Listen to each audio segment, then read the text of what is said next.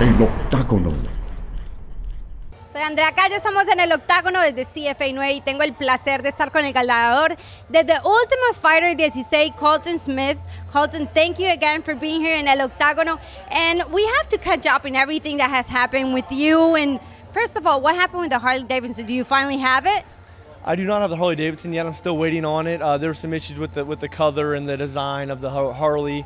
I picked out a Harley Street Glide, a 2013 model, 103 cubic inches. I'm super stoked about it. I got flat black, fully chromed out.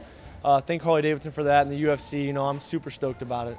Well, you know that inside the UFC they have like this claw that you can't really, you know, drive bikes or do like any extreme sport type of thing. So how does it really work in that case? Because you're going to have this awesome bike, but you're not really going to be able to drive it. So yeah, it's a $35,000 trophy in my. It'll be on my mantle of my fireplace. So I'm pretty excited about that. No, I believe it's if you're signed for a fight, you can't ride. I'm not signed for a fight right now, so I can ride all I want. You know, as long as I follow all the military and the national laws and everything. So.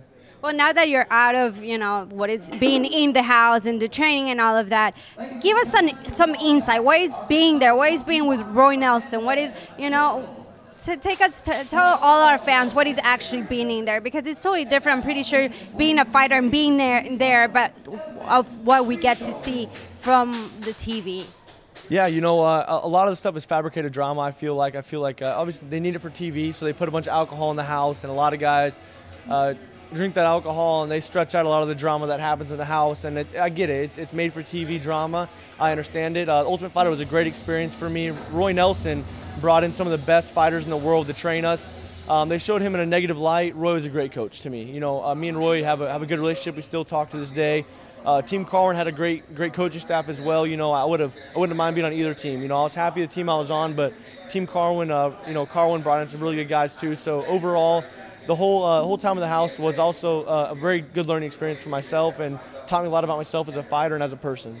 Well, as an experience now going into that, what does it leave you as a person, as a fighter? What are you taking into the cage for your first fight from this amazing experience?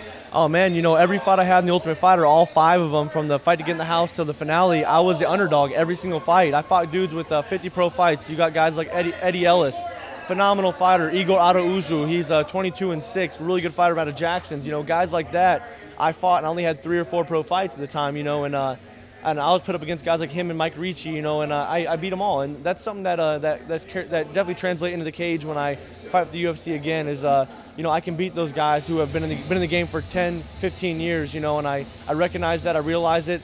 I believe it's my God-birth dream to be here in the octagon, and I'm ready to show it to the world.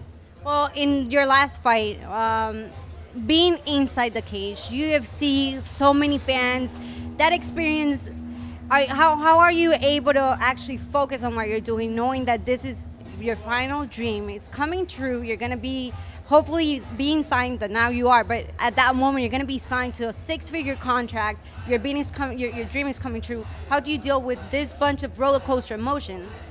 Mental preparation. You know, my coaches, I had Tim Kennedy in my corner, Strikeforce, you know, fought for the title a couple times in Strikeforce. He's in the UFC now.